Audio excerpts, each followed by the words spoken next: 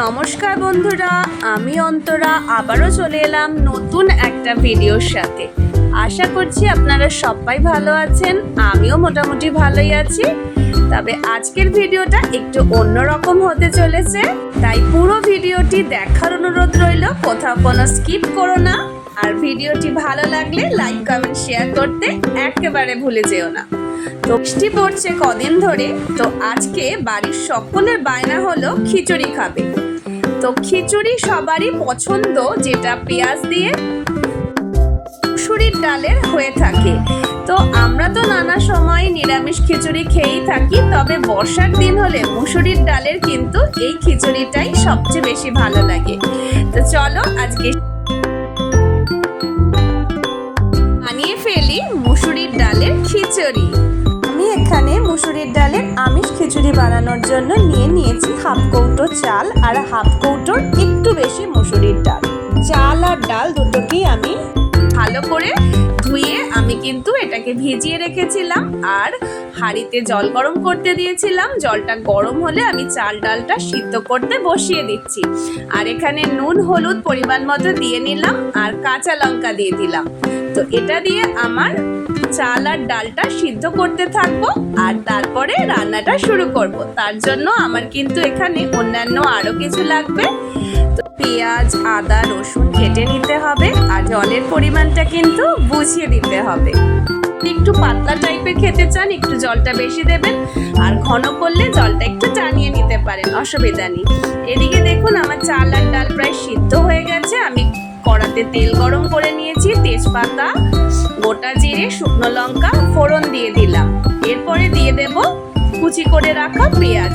এখানে আমি 3টে মিডিয়াম সাইজের পেঁয়াজ দিয়েছি। আর এবার কিন্তু পেঁয়াজটাকে ভালো করে ভেজে নেব, কারণ পেঁয়াজটা ভালো করে না ভাজলে সেটার থেকে একটা কাঁচা গন্ধ ছাড়তে পারে, যেটা কিন্তু ভালো লাগবে না। তাই পেঁয়াজটা আমাদেরকে ভালো করে কিন্তু ভেজে নিতে হবে। আর এই রকম বর্ষায় যদি এরকম মুসুরির ডালের খিচুড়ি পাওয়া যায়, কার না ভালো লাগে। তার সাথে ডিম ভাজা, মাছ ভাজা আর আলু ভাজা থাকলে তো কথাই নেই, কি বলো? কারা কারা খেতে ভালোবাসো এই রকম বর্ষার দিনে আমিষ খিচুড়ি, আমাকে কিন্তু জানিও। আর এই খিচুড়ি রান্না করতে কিন্তু খুব বেশি সময় লাগে না, খুব চটজলদি হাতের কাছে কিছু উপকরণ দিয়েই তৈরি হয়ে যায় এই খিচুড়ি। আর খেতেও কিন্তু অসাধারণ হয় স্বাদে গন্ধে। তো পেঁয়াজ আমার অনেকটাই ভালো করে ভাজা হয়ে গেছে এবং পেঁয়াজটা কিন্তু বেশ খানিকটা মজে এসেছে। এইবার আমি এখানে একটা পেস্ট ইউজ করছি। এই পেস্টটার মধ্যে আছে একটা গোটা টমেটো, 2-4টে কাঁচা লঙ্কা আর আদা আর 10-11 কোয়া রসুন। আমি ভালো করে এটা মিক্সার গ্রাইন্ডারে পেস্ট করে নিয়েছি, সেটাই এখন আমি দিয়ে দিচ্ছি এখানে। তো তোমরা চাইলে গোটাও টমেটো ইউজ করতে পারো, আমি পেস্ট করেই এখানে দিলাম আদা রসুনের সাথে। তো ঝালটা তোমরা তোমাদের স্বাদ মতোই দেবে। আমি এখানে 4টে কাঁচা লঙ্কা ইউজ করেছি, কেননা আমি এখানে একটু লাল লঙ্কার গুঁড়োও দেব, কারণ খিচুড়িতে কিন্তু একটু কালার না হলে ভালো লাগে না। তো আমি এই পেস্টটা দেওয়ার পরে ভালো করে কিন্তু পেঁয়াজটাকে এর সাথে মিশিয়ে কষিয়ে নিচ্ছি। তার সাথে কিন্তু আমার আদা রসুনটাও ভালোভাবে কষানো হয়ে যাচ্ছে। এইবার দেব প্রয়োজনীয় মশলাপাতি। দিয়ে দিচ্ছি 1 টেবিল স্পুনের মতো হলুদ। আমার এই স্পুনগুলো কিন্তু যথেষ্ট বড়, তো আমি এই স্পুনগুলো ইউজ করছি। তোমরা তোমাদের বাড়িতে একটা বড় স্পুন নিয়ে নিতেই পারো। আর এখানে দিয়ে দিলাম হাফ টেবিল স্পুনের মতো লাল লঙ্কার গুঁড়ো। তার সাথে দিয়ে দেব 1.5 টেবিল স্পুন করে জিরে গুঁড়ো, 1.5 টেবিল স্পুন ধনে গুঁড়ো। এই মশলাটা দিয়ে ভালো করে কষিয়ে নেব। প্রয়োজনীয় লবণ আমি এখানে দিয়ে দেব, পরে যদি আবার লবণ লাগে তখন দেব।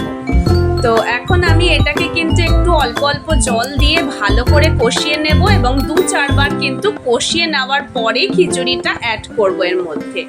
তার আগে ভালো করে কষিয়ে নিতে হবে, কেননা যতটা কষাবো খিচুড়িটা খেতে কিন্তু ততটাই ভালো হবে। তো আমার কিন্তু দেখো তেল ছেড়ে গেছে মশলা দিয়ে, আর এবার আমি খিচুড়িটাকে কিন্তু অ্যাড করে দিচ্ছি।